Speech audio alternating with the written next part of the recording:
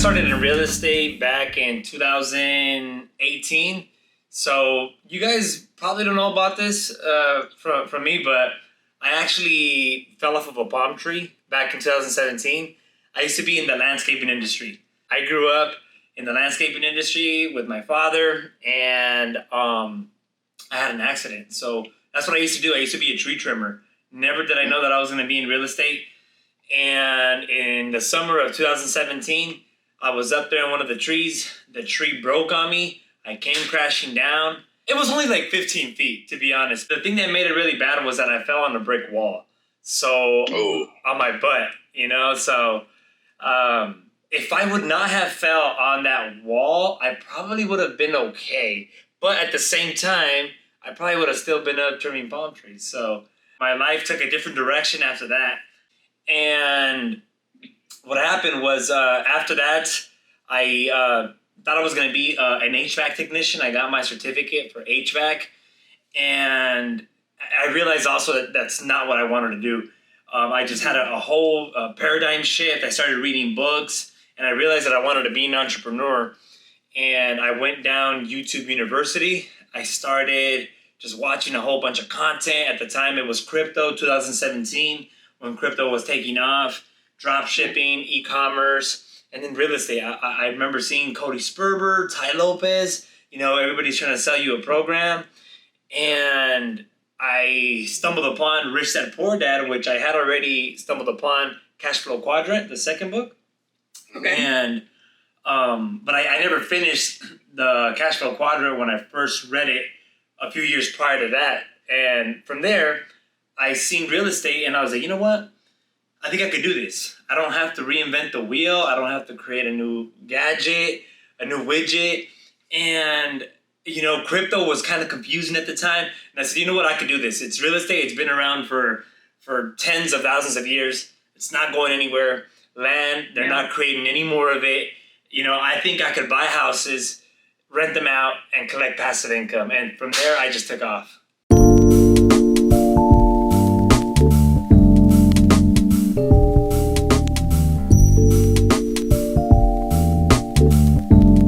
So I live in Miami. I used to live in California, Southern California, Palm Springs. That was my primary market in Southern California. And once I came down here to Miami, we started doing PPC nationwide. So we were nationwide, but then we started honing down to maybe top 25 states. Right now, we're in the top 8 to 12 states. They're like the Sunbelt states from California, Arizona, Nevada, Georgia, Alabama, Florida, the Carolinas. But our vision for this coming year is that 1 year from now, we're only going to be in Florida. So that's going to be our core market.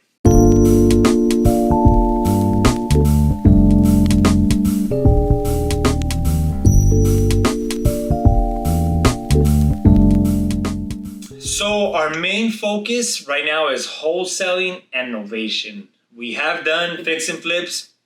We do own some rental properties, but for this coming year, only wholesale and novation.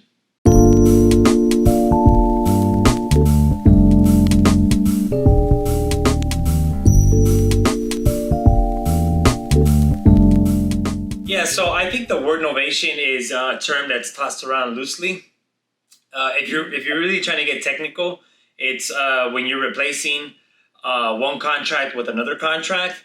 I guess an easy way of explaining it is really when you're going to sell to a conventional buyer. So instead of putting a property under contract at a wholesale price where it's a cash offer and you're going to sell the contract to an investor, where an investor still has to get a deep discount, you can offer a little bit more because you'll be able to sell it to a conventional buyer who is not really worried about getting it at a steep discount because it's going to be for themselves. So from there, you're able to just have an extra exit strategy where you're able to put the property on the MLS and sell it to a conventional buyer that's going to use FHA, conventional financing, VA loans, whatever it is. So it's just another extra strategy to sell to people with conventional financing.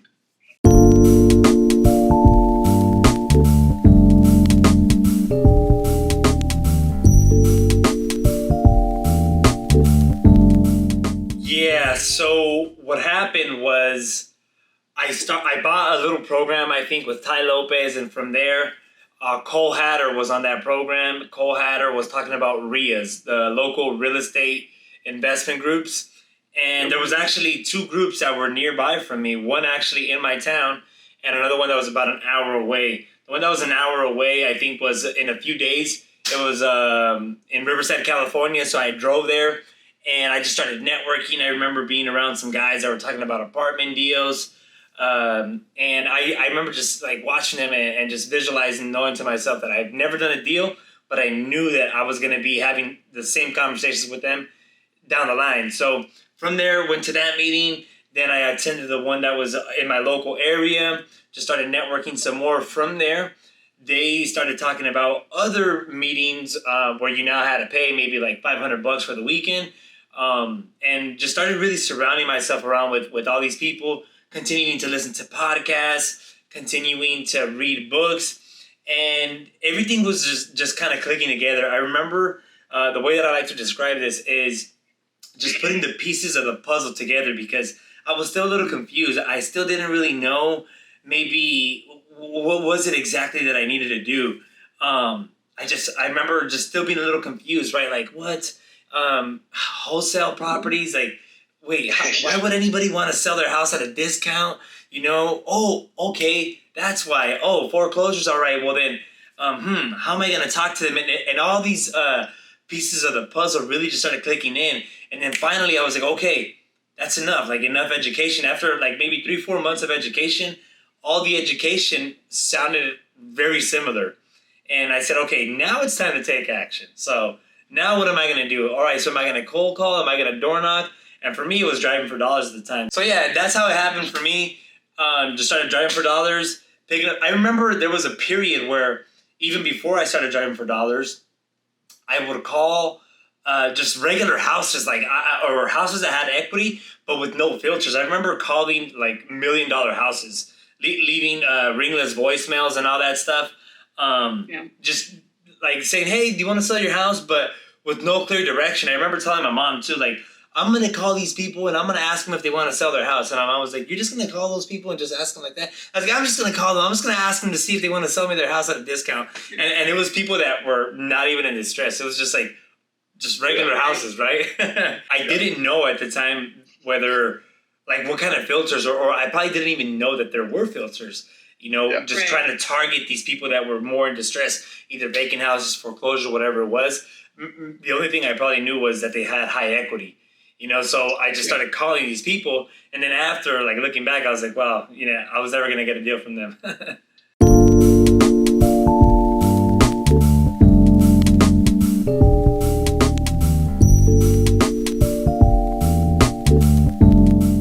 Yeah, so there's obviously a ton of mistakes that we make, all the time to this day, right?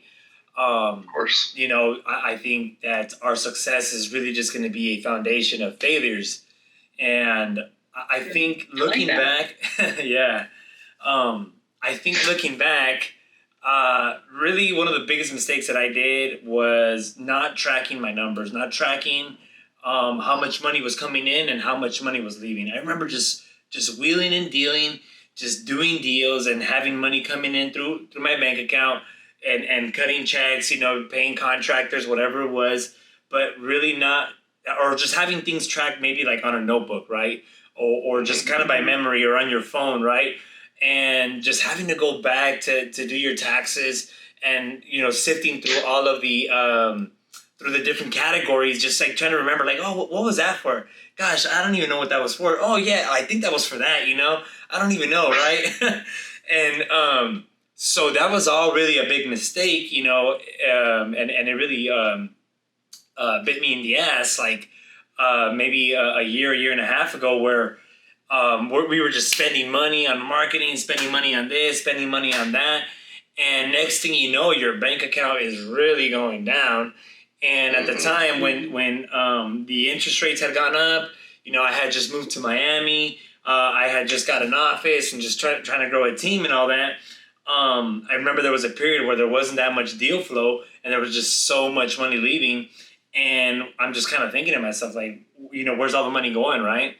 And so then just being able to like now our QuickBooks is really tracked like religiously every single day. You know, we have very clean profit and loss reports, balance sheets. We know exactly who the vendor is, where the money came in from, who it came in from, you know, what the category is, and all the way down to the property. So like we know exactly how much we're spending on every single property, what the category is for, and who the vendor was. So, you know, now we have I can tell you exactly how much we spent on one property, whether we spent too much, you know, how profitable was it compared to the other property when, you know, a couple of years back, like everything was a mess in terms of the numbers. So really just having your numbers tracked, you know, and it goes back to like maybe having your KPIs tracked. There's several KPIs. You can track a million things, right? And there's going to be a couple that are really important. But for me, it was really tracking the numbers. So I remember everybody used to talk in the industry about KPIs. KPIs this, KPIs that, you know, KPIs. And your profit and loss expenses, it is a KPI.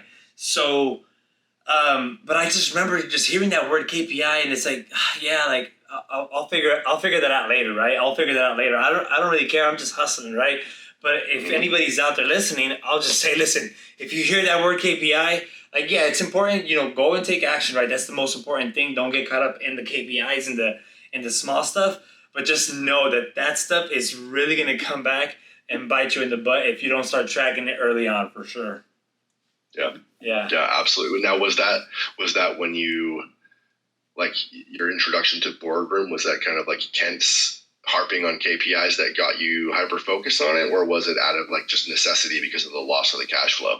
You know, it's a great point that you bring it up, because I worked one-on-one with Ken Clothier, and Ken Clothier, like when I went to his office, like he really hammered it down. You know, we did the day in office, and I remember like hardly having anything tracked.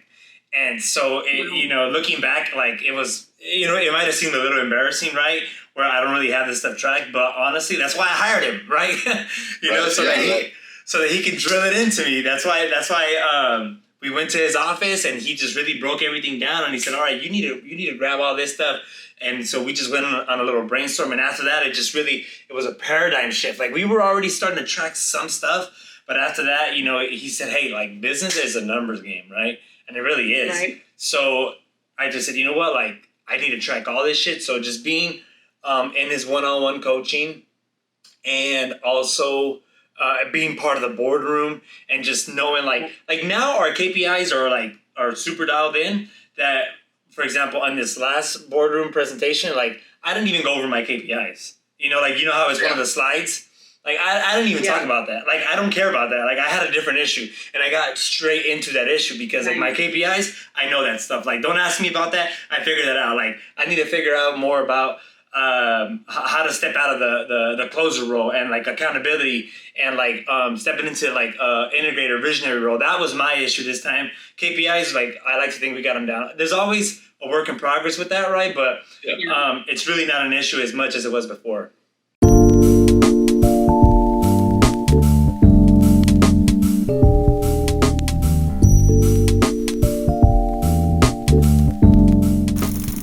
Started completely by myself from 2018, 2019, all the way up till about 2021. I was by myself, and at the end of 2021, my wife quit her job. So I told her, you know what, like, let's do this together. I said, you know, you're probably not going to get that far working that W-2 job. You know, let's just create our own life, you know, create your own schedule. So she ended up quitting her job at the end of 2021. And so that was like maybe 3 years by myself. And then from there, she's slowly started helping me out for all of 2022. And then in the beginning of 2022 was when I also started hiring like VAs. I remember going to a mastermind. Oh, check this out. You guys probably want to hear this. I went to this mastermind in the end of 2021. It's with Chris Ruud. You guys have probably heard of him. Yeah, Chris Ruud. So I remember going to his mastermind. I paid $5,000 for the mastermind. At the time, it seemed like, you know, a good bit of money for me for like a mastermind. And I remember prior to that, it's at the end of 2021. We're talking about 2 years ago. literally. I was doing my goals, and I remember my goal required everything like just by myself, me doing everything by myself, and I was like, yep, I'm gonna drive for dollars more. I'm gonna cold call more. I think I was like, I'm gonna drive maybe for 3-4 hours, every day. I'm gonna get on the phone when I come back. I'm gonna be on the phone for like another 3-4 hours. Yep, I'll be able to like, I'll be able to do this. I'll be able to do that. You know what? I might hire like, one driver or 2 drivers, and we'll do that, and I'll make all the calls myself. So I remember, going to Chris Ruth's mastermind. And while I was over there, I met a bunch of big players like Nick Perry for the first time. I met Mike Martinez. And I remember meeting this other guy named Ray Aboud who rolled up in a Ferrari. There was actually this other guy that was in the solar industry. Forgot his name, but he bought a jet while he was there. I remember Nick Perry. Yeah, he bought a jet. Like I'm in a mastermind where somebody just bought a jet that same day. Like they dropped over $1 million. And Nick Perry dropped like $280K on a Ferrari at the time. Like he showed me the wire. I thought he bought a house. And he's like, yeah, no, I just bought a Ferrari. And I'm like, holy fucking shit. I'm like, I'm in the right room, right? I'm in the right room. So what I took from it was, I remember like Mike Martinez told me, and he's like, you know what? He's like, you're never going to scale like that. You're never going to scale like that just being a one-man team. He's like, you need a team. We have like 20 cold callers, and we're doing X amount a month, and this and that. Boom, just restructured everything for me. And I remember going back home on the plane ride. It was like one of the most uncomfortable plane rides that I've ever been in my life, aside from when I was going back to California when I had just got my place in Miami, knowing that I was going to come back. That was pretty uncomfortable too. So I remember I was like, you know what? I got to reset my goals. Like, I can't do this by myself. I'm never going to, scale to the level that I want to. So I went back, I crossed off all my goals, and I set new ones. Now I'm trying to think and plan like, all right, how many cold callers do I need for this? All right, I need like a couple of VAs. I need a closer. Like, I can't be like closing all the time. And from there, in the beginning of 2022 was when I started hiring some VAs and all that. And then I came to Miami in the summer of 2022. I hired a closer at the time. Then I hired my disposition manager. Then we got our office and all that. Then got a couple other closers. I ended up hiring like a bunch of VAs that were completely unnecessary at the time.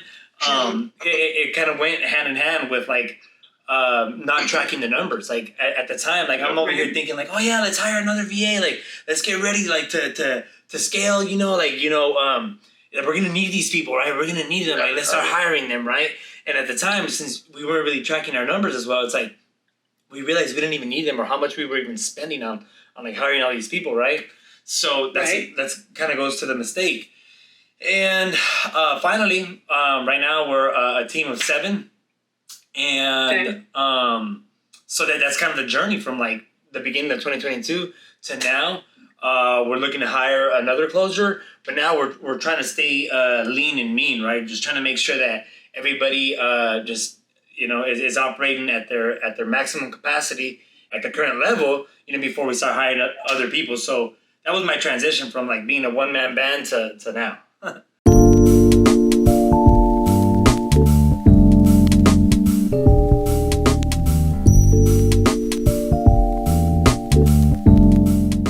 We just have one disposition manager right now. We only have 2 closers right now, so he could pretty much handle that stuff. And he's solid. He's a rock star. He's actually like my right-hand man.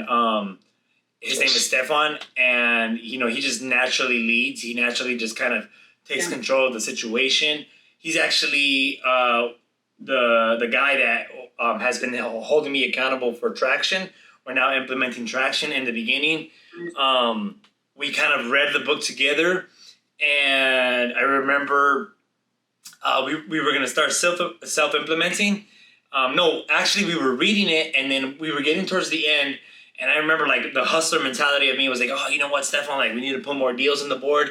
Like, we can't be doing Traction right now. Like, we just got to put more deals on the board, right? Let's just hustle. And I remember going to Austin for boardroom, And everybody was talking about it, right? Like, oh, traction. And then I was like, oh, man. I was like, Stefan, you win, bro. You win. We're going to do traction.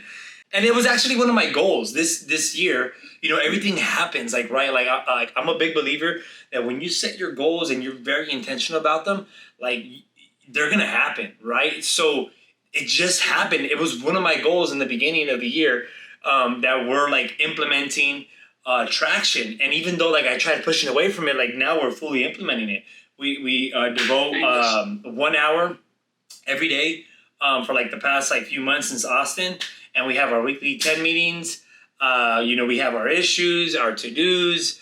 Tomorrow, we're actually going to have our annual meeting all day. We're not going to, like, make any calls or anything like that. We already have our schedule, what it looks like, what we're going to go over and everything. We're already interviewing for a couple implementers to see if we can have an implementer come in. We also started interviewing with Sharper Solutions because we heard that Sharper Solutions is also another operating system like Traction that is good. Mm-hmm. So, just Stefan, going back to what I was talking about, he's our dispo guy. He's our right-hand man, and he's been holding me accountable with, like, all the structure that we've been kind of slowly integrating because, you know, I'm just like, I'm very fast, right? I just want to go. I just want to push. I just want to run through a wall. And he's like, you know what? Like, instead of running through that wall, let me just, like, open the door. Let me go on this side. Let me find out, like, the best way to get there. Like, you know, if I need you to push through that wall, we will. But, you know, he's, like, more logical and systems type of guy, right? Yeah. Yeah. That's awesome. You know, Chantel Beck in the boardroom is an implementer for Traction EOS. So if you need somebody to come in and do all that with you, I would definitely say reach out to Chantel Beck. We already did. We had an interview with her last week. Good. Yeah. Yeah. Okay. So now, like, nowadays, I want to hear about, like, what types of mistakes do you still have? Like, what are some of the issues or mistakes that you see in the business? You've been doing it now for, 5 years. You've built a team of 7. What are the issues or mistakes right now? Let's see. I think for me personally, it might be some of the things that, like, have been coming up that are kind of being addressed now is, like, making sure that we're doing more trainings, like, on underwriting and stuff, like, for acquisitions. Mm-hmm. You know, that was one of the issues that came up where we were locking up contracts that did not have good underwriting. So just having more team trainings in the morning, it's very easy to just kind of, like, set a schedule, not really adhere to it, but we're doing a way better job now, sticking to that schedule, doing more trainings in the morning. So, like, for acquisitions, what I learned is that, you know, we're no different than an athlete, right? An athlete trains every single day, and that's why they're the best. So for acquisitions, it's no different. Like, you know, we're playing a sport, and the more that we train on it, the better that we're going to get at it. Like, when we're on the phone with the underwriting, you know, all that stuff. So making sure that you study sales. There's a couple of good books out there that we started reading, like Start With No. You know, Can't Teach a Kid to Ride a Bicycle at a Seminar. You know, just implementing all that, you know.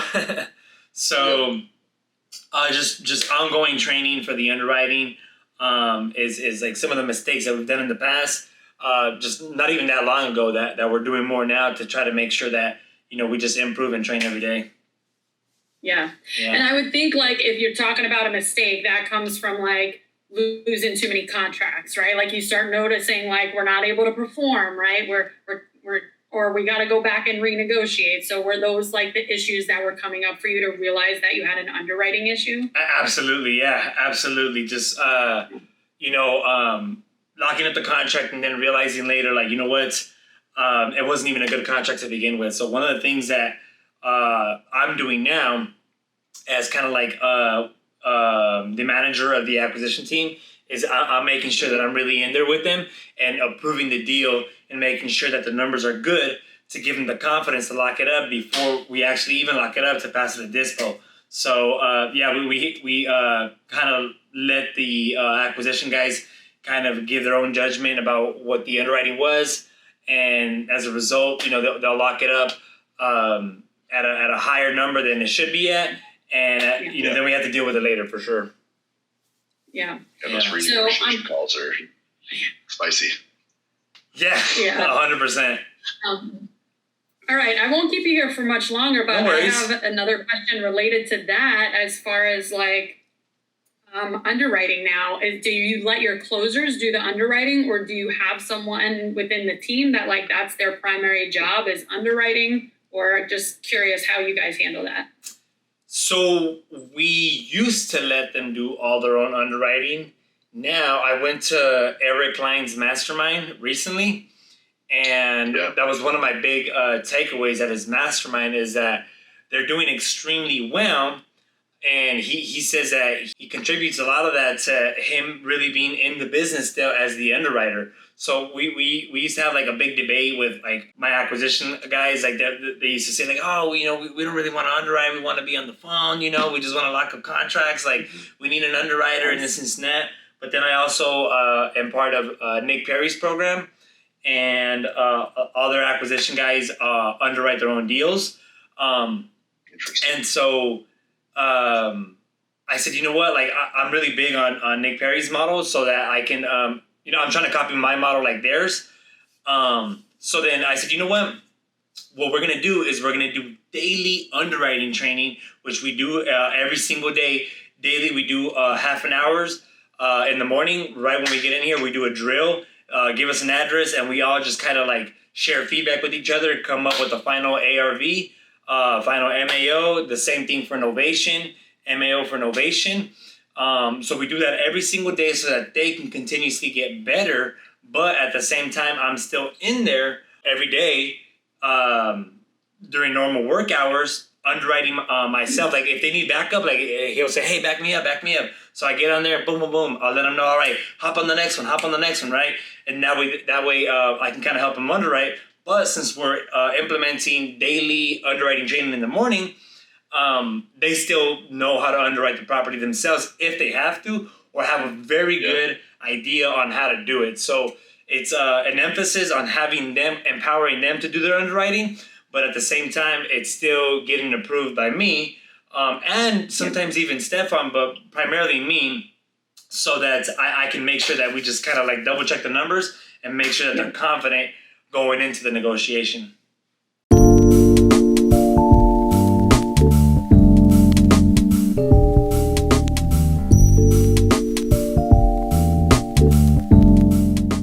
I would say educate yourself, honestly. Educate yourself, because the more education that you have mentally, the more that you're able to break your limiting beliefs. We all have a certain paradigm in our head, and it just comes from growing up, from your environment, from your parents, your friends, your teachers, everything. So the more you educate yourself, the more that you realize that there's way more out there that you did not know. So if anybody's out there, take action. But most importantly, if you don't really know what to do, just educate yourself. And then from there, you'll figure it out, and then you'll start implementing.